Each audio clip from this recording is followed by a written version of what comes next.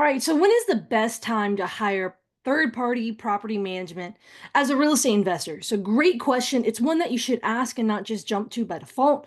Let me give you my experience. So I've been investing for 10 years. Fun fact, my last job, W-2 wise, was actually being a property manager. Although I managed a marina, it was owned by an apartment complex corporation. So all of my training was as if I was an apartment manager. So with that being said, I have a lot of thoughts about this. Um, First of all, the first thing I want to tell you is it really depends on where you are at in your investing journey. I personally have six property managers right now, six different ones. They are not on my payroll. They are third party uh, property management companies. One of them, it's technically what's called a master lease. So it's another investor operator who has a lease on one of my properties and they have the right to sublet it, but they're managing my midterm rental. And so, okay, I have different managers. Part of that is different locations. It's also different asset types, stuff like that. So, with that being said, I chose early on, I was managing myself. It was too much of a distraction because I am still in acquisition mode where I am building my portfolio. It is really hard for me to build, but then also do a lot of that day-to-day stuff. So I have to delegate and outsource to third parties. I understand some people can do it, but at the same time, I have nearly 60 properties. There is a level there that I need the help because I'm still actively buying. I'm even selling some of my properties so I can buy others. So I'm focused on a lot of the acquisition as well as what I call asset management, which is basically managing the portfolio and in the moving parts. Hey, when do I need to refinance this?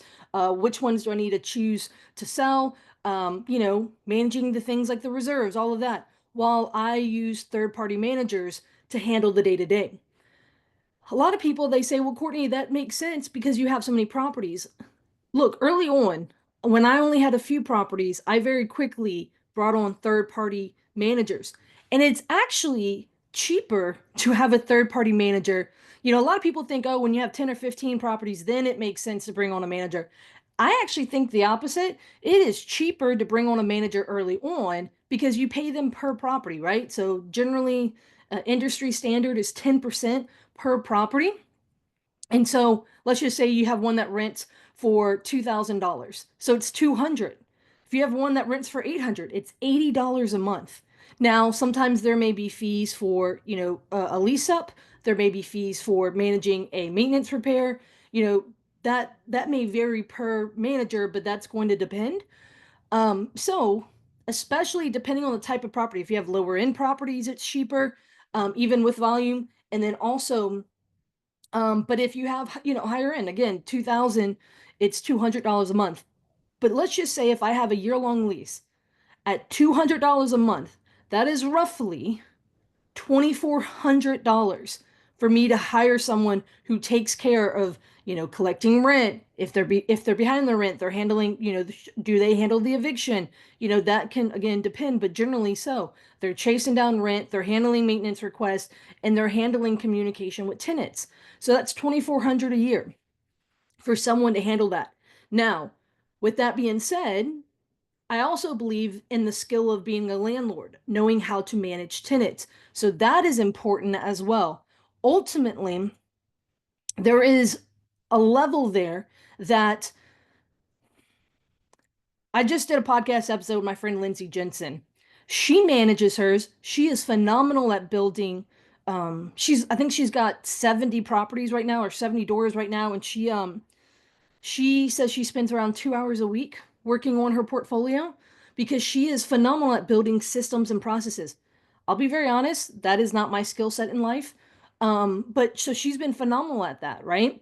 And she also takes her skill set of knowing how to manage tenants. She's so good at it that actually has helped her do a strategy called master leasing, where other people, like I kind of mentioned earlier, other people, they're like, hey, um, I've been burned by the property management model, things like that. And so people will lease to her and she has the right to sublet because they trust her ability. And then she has a financial incentive to perform. So with that being said, I do believe there's value in managing your own tenants. There's value in learning the skill of landlording. I believe it is a skill. Please don't just do it by default. You need to train yourself, learn, go get fair housing training. That's like easily one of the number one things if you're going to manage yourself, right? But I'm a fan if you're heavy in acquisition mode, or if you don't have a lot of time, or if you feel like you bend too easily, like if someone starts saying, "Oh, I had a really tough month and like I don't think I'm able to make rent this month," and if you're like the one that gets bulldozed all the time, and can't have hard conversations. I'm not saying that in that situation you don't try to work with them. I'm just saying if you know yourself that you get bulldozed by other people, then that might also be something very much so worth having a third party manager. I personally my model has been management early on because I'm focusing on growth and acquisition. I may bring them back in-house whenever I dwindle my portfolio down to a higher quality of property, um, and where I manage them and build the system. I think that's what I may do, but I don't know. Um, I think you need to make a personal decision there. But I'm actually a fan of doing it sooner rather than later, especially if you're in the growth phase. Especially if you don't have time, especially if your personality is one where you don't like to have the hard conversation, stuff like that. And so, I also like not having all of my properties with one manager. Number one, it brings some accountability among them. I also get to see, the systems of six different managers, right? And so I think that that's also important. It has showed me who's weaker than who's stronger.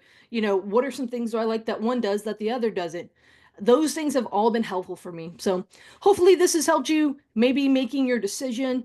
Look, never, never neglect the concept of you still need to manage the manager that you hire. There are some that I'm pulling away from that I'm saying, hey, look, I don't like their systems. I have now seen their systems and across a few different tenants, and I'm just like, you know what, in different property types, things like that. I said, okay, hey, I'm going to maybe not use them or only use them for certain types of property, so, or certain locations, things like that. So it's worth keeping that in mind. And hiring a third party manager should not be something that you just set it and forget it. It should be something you should be in constant contact with them, not micromanaging them, but being like a active participant in the conversation. Okay. All right, guys, this is another video, another day, one video a day for the first 100 days of 2025. I hope you guys are enjoying this series. Have a great day. Happy Mardi Gras to my friends who celebrate.